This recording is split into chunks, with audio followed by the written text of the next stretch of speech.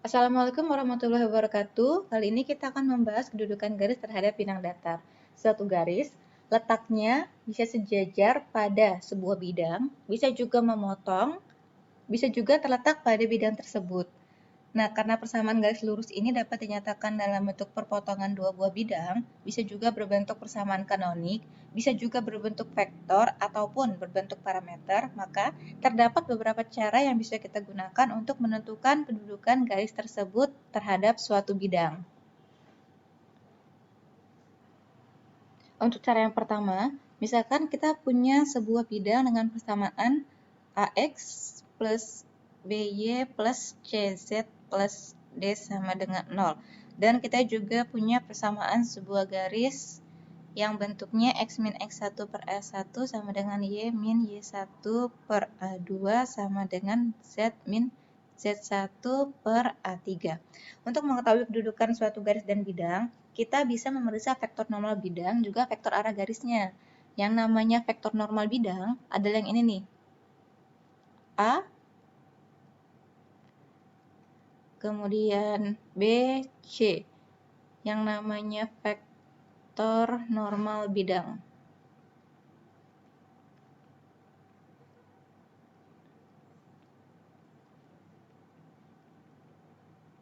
Sedangkan yang disebut vektor arah garis adalah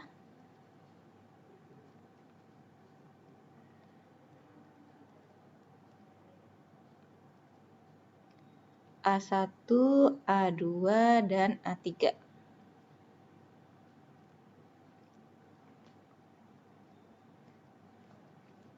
Jika vektor normal bidang tegak lurus dengan vektor arah garis atau N, hasil perkalian produk dari N dan A menghasilkan 0, maka kedudukan garis terhadap bidang tersebut adalah sejajar.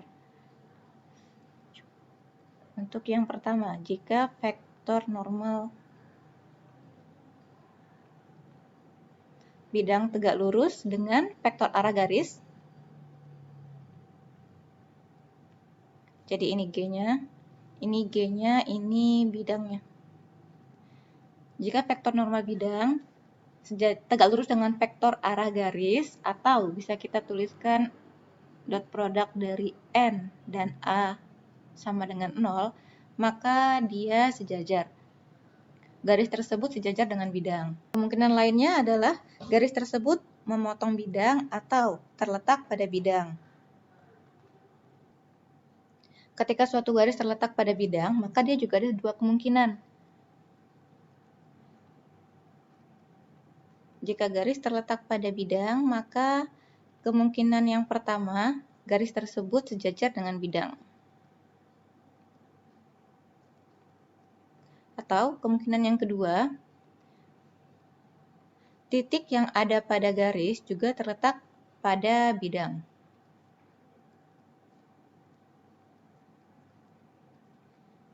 Jadi titik yang ada pada garis ini, ketika diletakkan pada bidang, dia akan sama titiknya. Untuk melihat ini, kita bisa melakukan langkah-langkah seperti berikut. Yang pertama,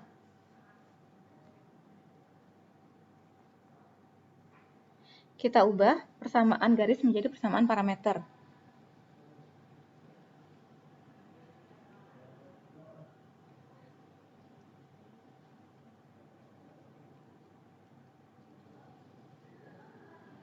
Persamaan garisnya X min X1 per A1 sama dengan Y min Y1 per A2 sama dengan Z min Z1 per A3. Di sini kita mau rubah dia menjadi persamaan parameter ya, berarti kita harus sisipkan lambda.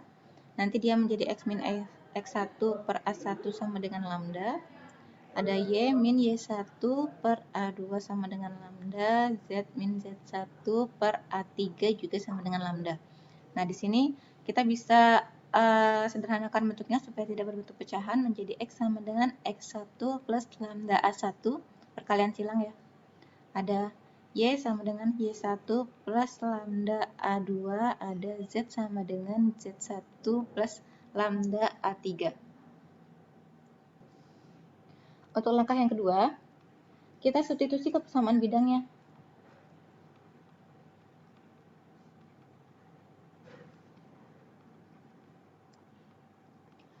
Jadi persamaan bidangnya ada AX plus BY plus CZ plus D sama dengan 0. Kita ganti nilai X, nilai Y, dan nilai Z dengan persamaan yang di slide sebelumnya.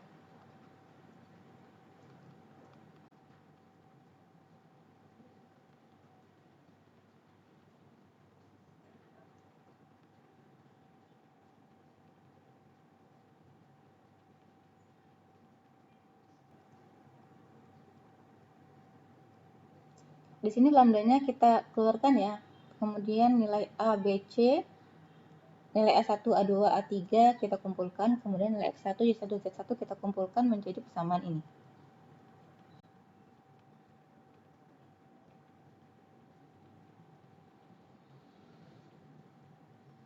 Langkah yang ketiga, kita substitusi parameter ke persamaan parameter garis sehingga diperoleh X, Y, dan Z yang menjadi koordinat titik potong dan juga garis bidang. Dari hasil ini kita bisa ambil 3 kesimpulan. Yang pertama, ada titik potong jika ada nilai lambdanya. Nah, nanti dia akan memenuhi persamaan ini. AA1 plus BA2 plus CA3 tidak sama dengan 0. Kemudian,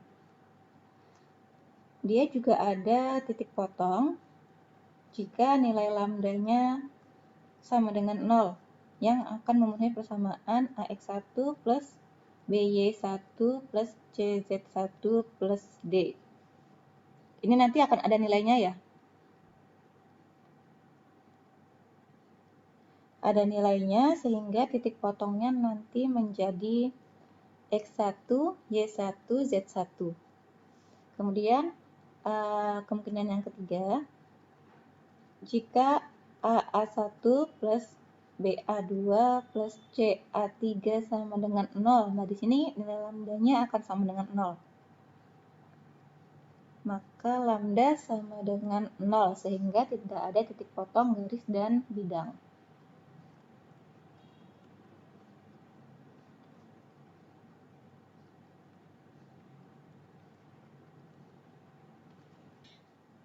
Kemudian kita coba cara yang kedua, cara yang B.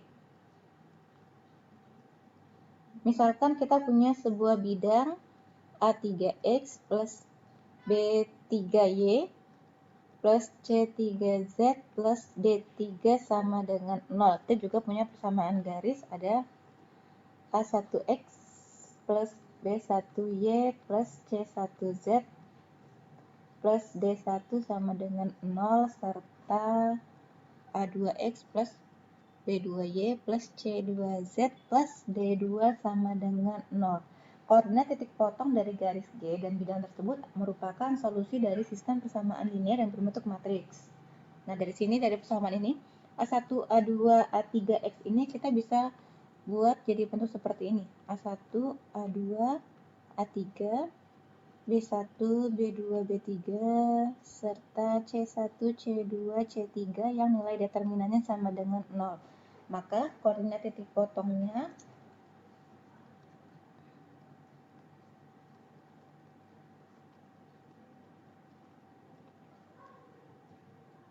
untuk yang X, dia menjadi min D1, min D2, min D3, B1, B2, B3, C1, C2, C3.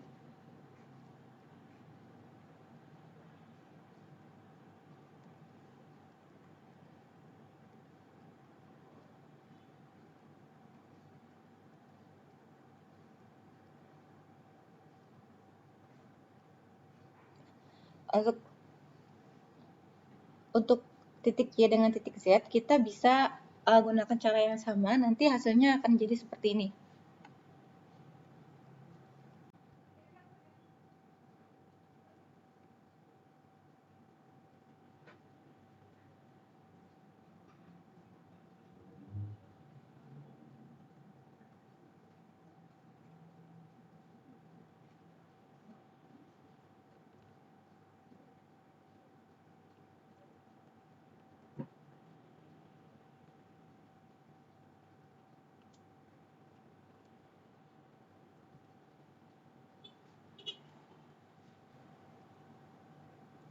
Seperti ini ya. Ini nanti cara untuk mencari koordinat titik potong X, Y, dan Z. Untuk cara yang terakhir,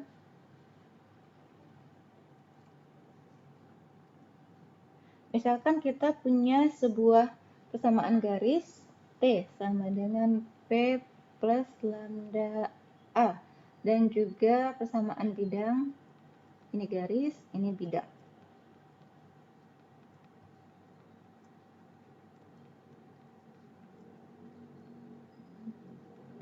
Keduanya bisa kita nyatakan dalam bentuk persamaan seperti ini. X, Y, Z.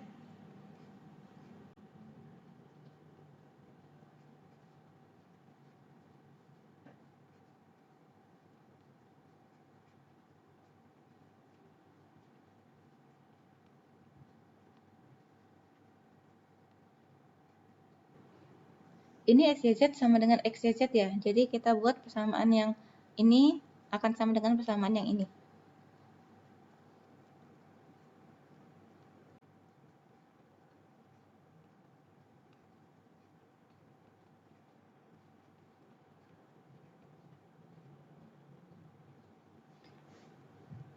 Bentuk parametriknya akan menjadi persamaan yang di bawah. P1 plus lambda A1 sama dengan P1 plus mu B1 plus KC1 dan seterusnya untuk P2 juga P3.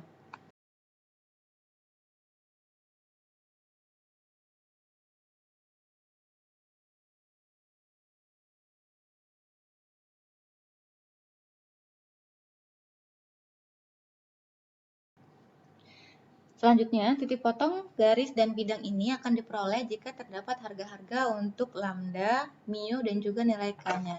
Nah, untuk itu kita harus memenuhi syarat bahwa determinan dari A1, A2, A3, B1, B2, B3, dan C1, C2, C3 itu tidak sama dengan 0.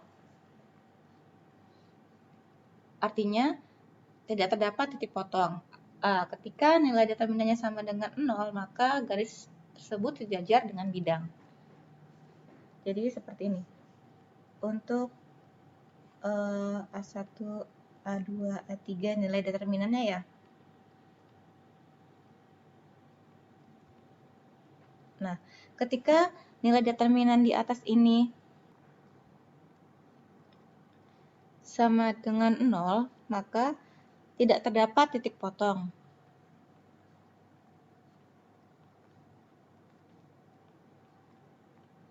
Maka artinya garis ini sejajar dengan bidang. Tapi ketika dia nilai determinannya tidak sama dengan 0, maka artinya terdapat titik potong.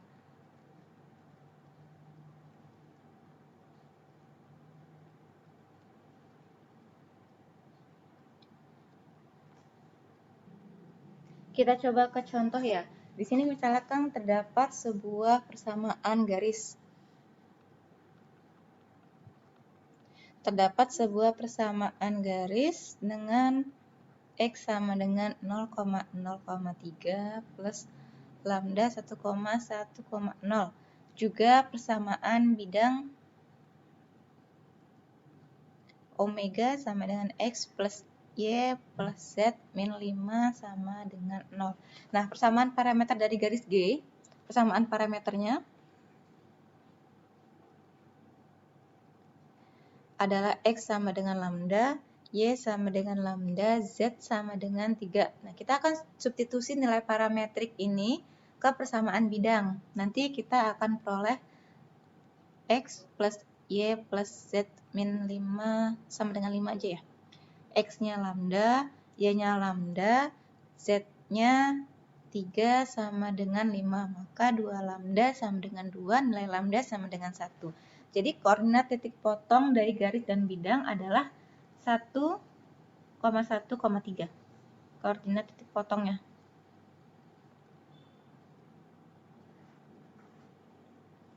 Nah, ini contoh yang pertama.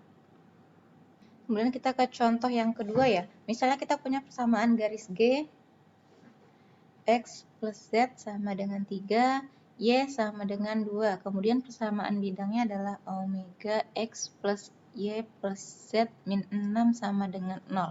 Nah, di sini kita akan buat dulu persamaan kanonik dari persamaan garis G ini. Kemudian kita akan konstruksi parameternya, ketemu nilai X, nilai Y, dan nilai Z-nya. Nanti nilai X, Y, Z itu kita substitusi ke sini, maka akan ketemu nilai lambdanya. Untuk soal yang ketiga, ada persamaan garis G, X min 4 per min 1 sama dengan Y min 2 per min 1 sama dengan Z min 3 per 2. Untuk persamaan bidangnya ada 2X plus 3Y plus Z min 14 sama dengan 0. Di sini kita juga akan cari dulu persamaan parameternya ya. Persamaan parameter dari garis G ini, kemudian substitusi nilai parametriknya ke persamaan bidang ini. Nah, nanti kita akan ketemu nilai lambdanya. Dari sini kita bisa ambil kesimpulan. Apakah garis tersebut sejajar, memotong, atau terletak pada bidang? Pembahasan yang terakhir, kita akan membahas tentang kedudukan garis terhadap garis lurus yang lain. Jadi kalau sekarang kita membahas tentang garis terhadap bidang, pada next video kita akan membahas kedudukan garis terhadap garis lurus yang lain. Tetap pada ruang dimensi 3. Stay tune. Wassalamualaikum warahmatullahi wabarakatuh.